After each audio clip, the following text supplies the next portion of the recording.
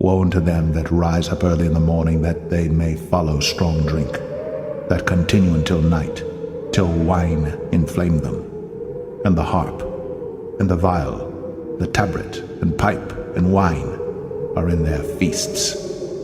But they regard not the work of the Lord, neither consider the operation of his hands.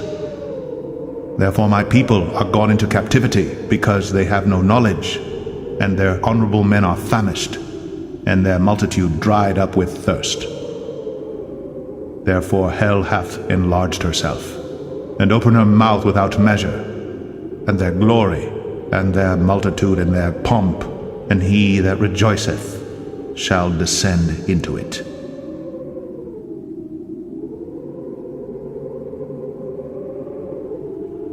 Woe unto them that call evil good, and good evil, that put darkness for light, and light for darkness, that put bitter for sweet, and sweet for bitter. Woe unto them that are wise in their own eyes, and prudent in their own sight. And in that day they shall roar against them like the roaring of the sea, and if one look unto the land, behold, darkness and sorrow, and the light is darkened in the heavens thereof.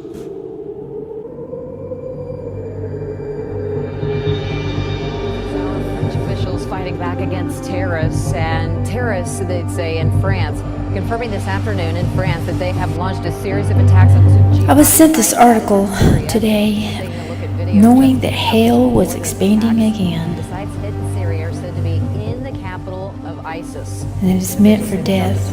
And it would be coming again to vast numbers of people somewhere on the face of the earth, as it did quickly to the Philippines. And I cringed at the thought that this many people would soon be falling into the depths of hell at one time and never have the chance again throughout all of eternity to never know our loving Yahweh God and his grace.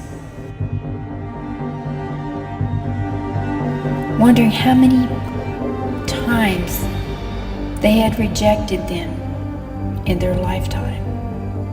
And now how they wish that they could just one more time have the chance to accept him. But it's too late, because they'll never get that chance again. And I was watching a newsreel of the month when there was this dash cam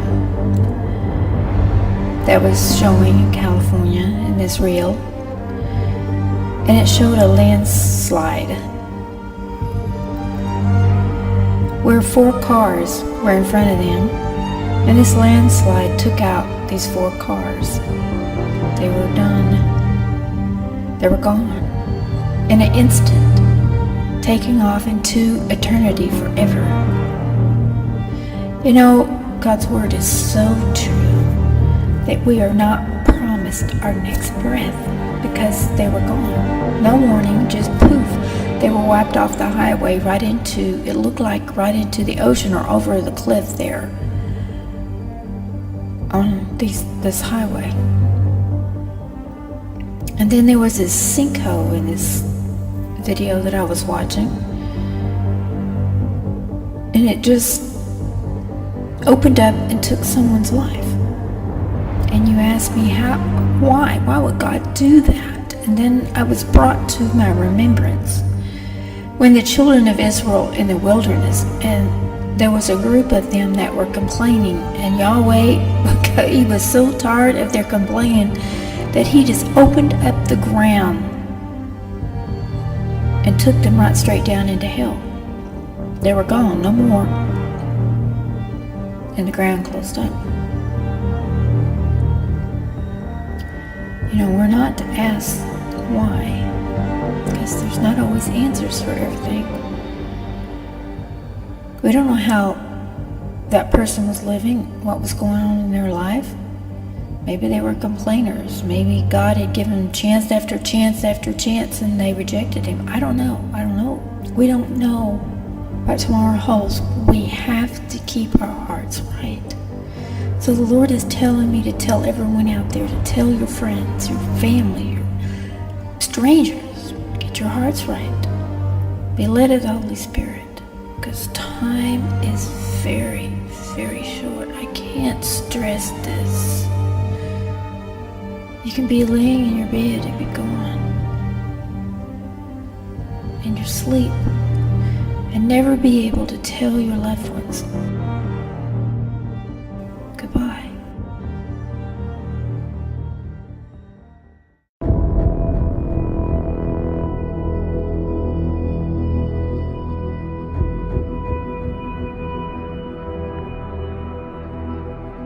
Therefore hell hath enlarged herself, and opened her mouth without measure, and their glory, and their multitude, and their pomp, and he that rejoiceth shall descend into it.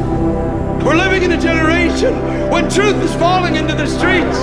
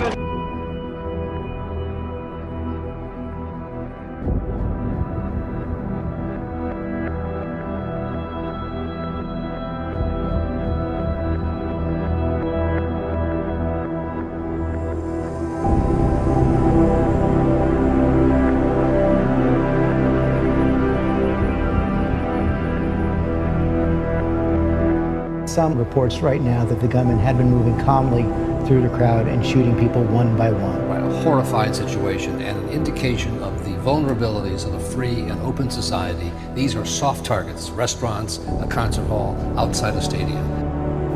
You can be laying in your bed and be gone in your sleep and never be able to tell your loved ones goodbye.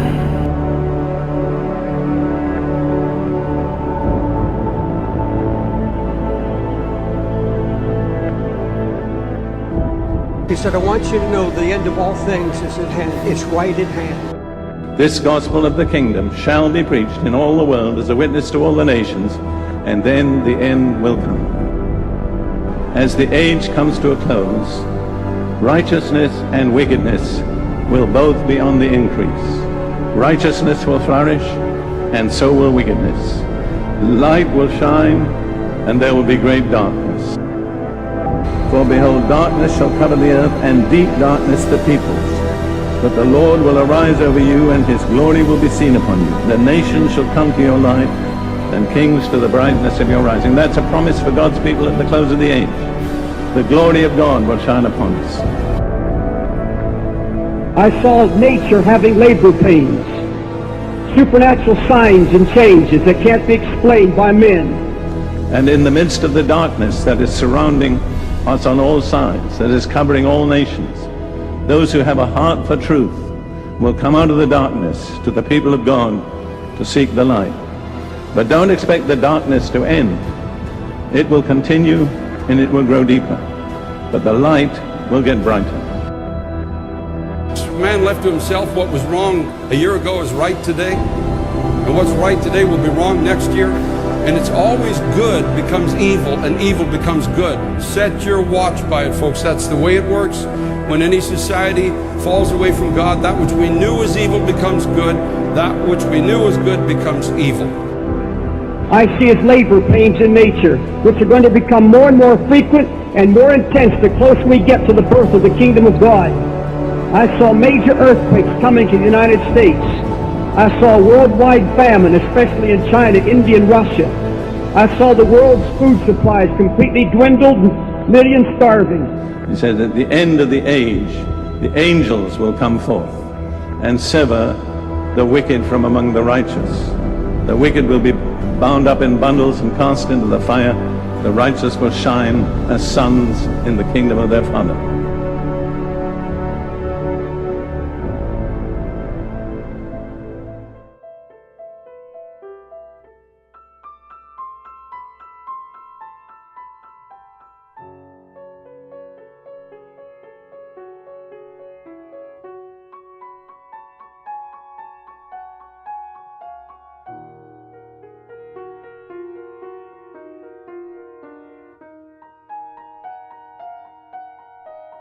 And I will show wonders in the heavens and in the earth, blood and fire and pillars of smoke. The sun shall be turned into darkness, and the moon into blood, before the great and the terrible day of the Lord come.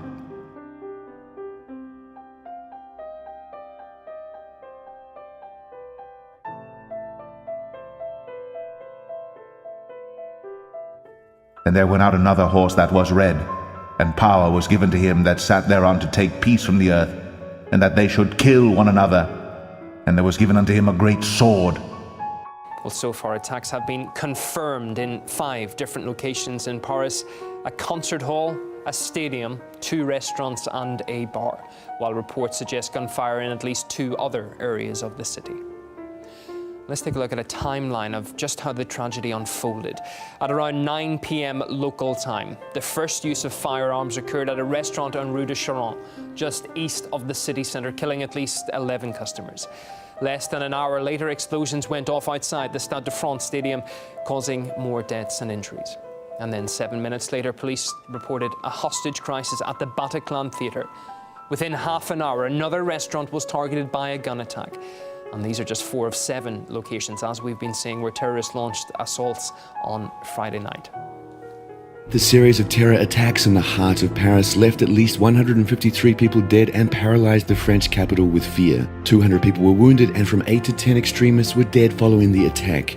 The attacks were clearly coordinated. They took place in multiple locations and involved different methods. 2 suicide bombers detonated their explosives at locations near the Stade de France, where a soccer match between France and Germany was taking place. French President François Hollande was at the stadium at the time of the attack. Gunmen opened fire on a Cambodian restaurant in a drive-by shooting. Shots were also fired at the Bataclan concert hall, where terrorists held up to 100 hostages. Then, gunmen opened fire on Rue de Charonne. About an hour after the initial attacks by other terrorist cells took place at the Louvre and Les Halles. French President François Hollande declared a national state of emergency and shut its borders. Special police units, including RAID, a police intervention unit, and French military have been rapidly mobilized and deployed in the greater Paris area.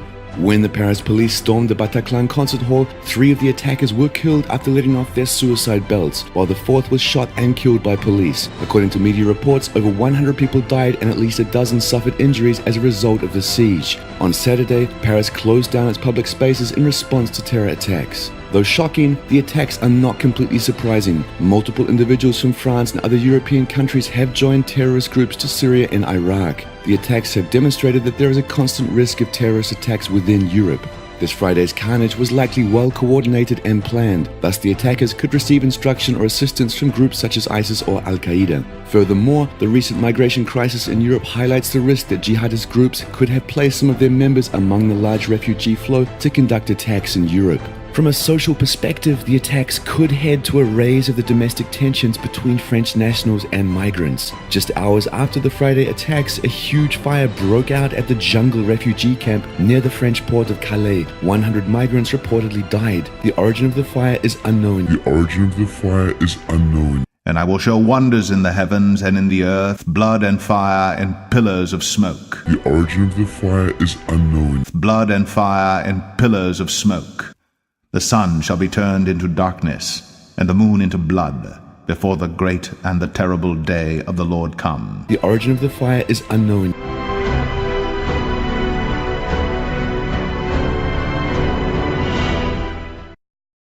The hashtag Pray for Paris has appeared online, with people from all around the world joining the mourning in France.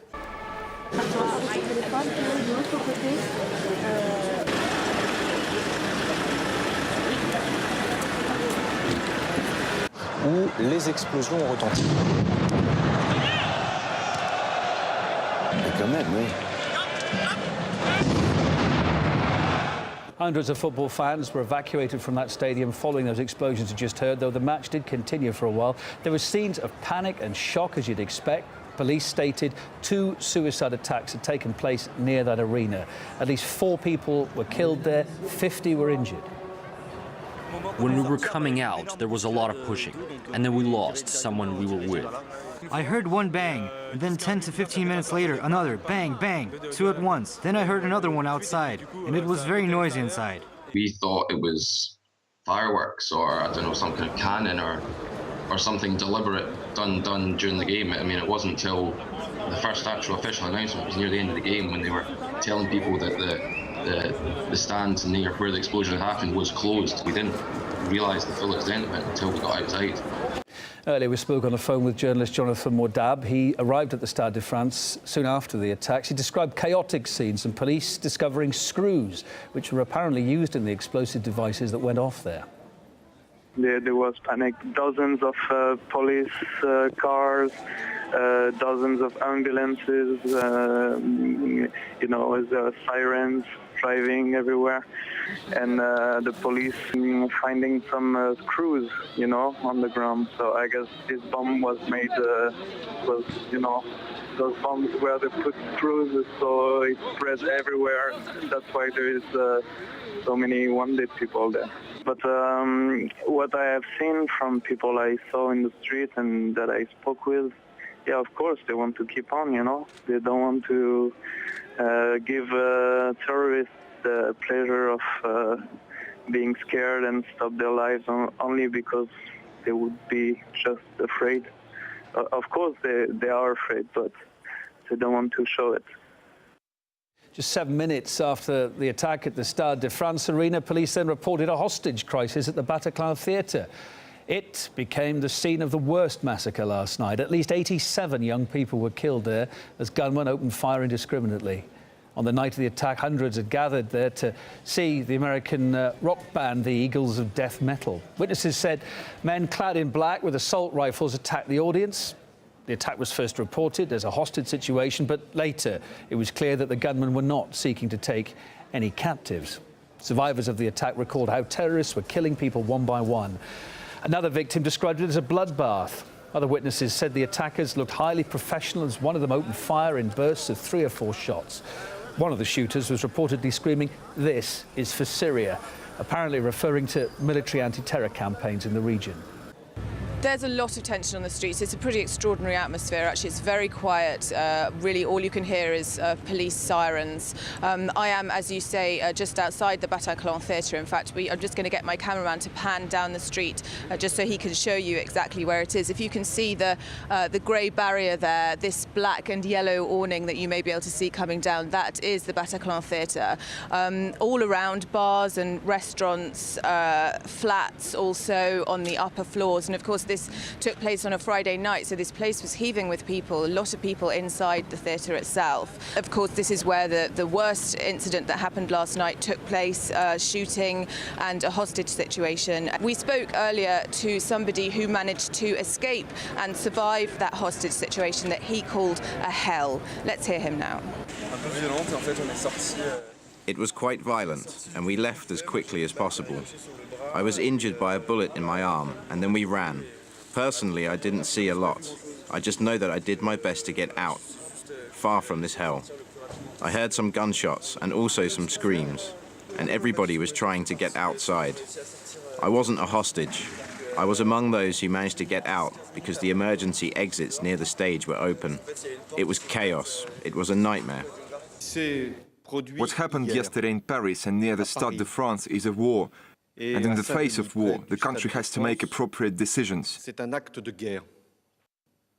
This act of war was committed by the notorious military group Islamic State. This act of war was prepared, organized, planned from outside. This is an act of absolute barbarity.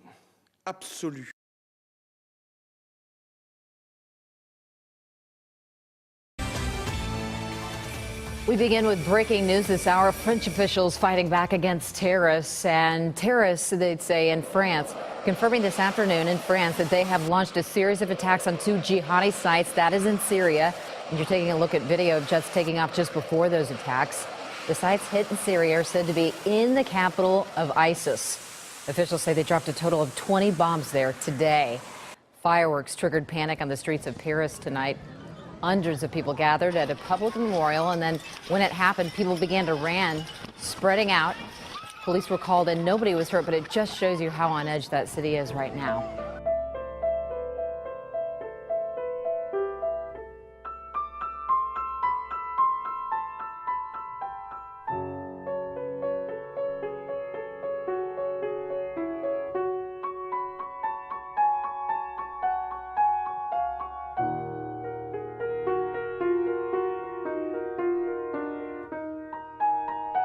There is an army rising up. There is an army rising up, and I'm telling you right now, you want to be a part of it. Because you know what? The enemy's trying to move too. Man, look at the news. Look at the evilness that is going on in this world. Look at the corruption. Look at the gay marriage. Look at these young people disrespecting elders, beating up elders for no reason. People jumping people. Look at the violence that is shared all across Facebook and World Star to the point where you're getting desensitized. Look at just the gay people just trying to invade everything. Everything. The devil's voice is loud and clear, and he's trying to defy God stronger than ever before. You guys think that I'm the only one who's fired up for God? No, I'm telling you, there's people all over the world. God is raising up an army, and it is about to be crazy. This earth is about to be shook.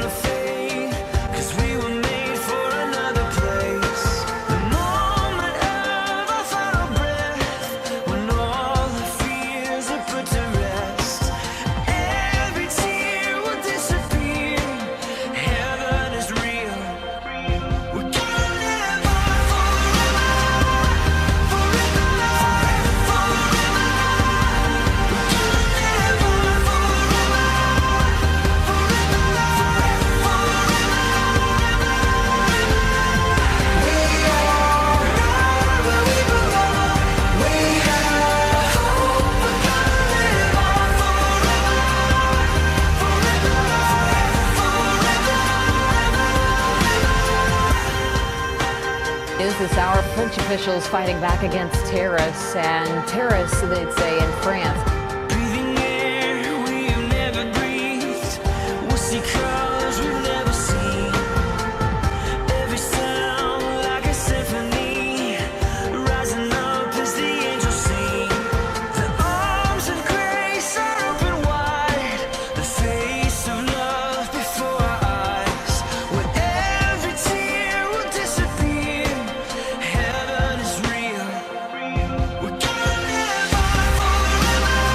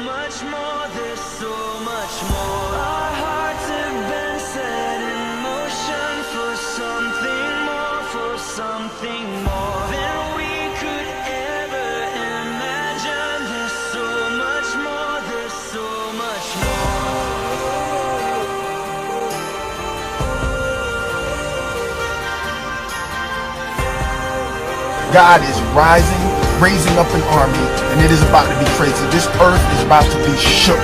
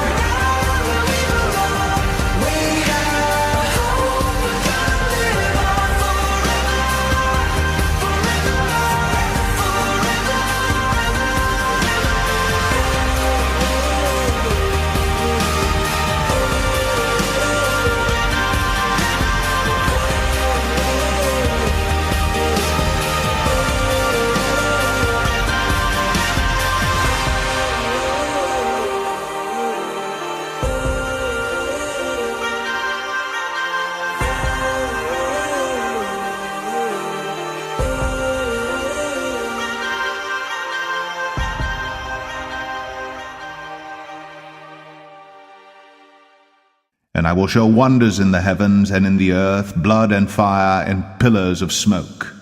The sun shall be turned into darkness, and the moon into blood, before the great and the terrible day of the Lord come.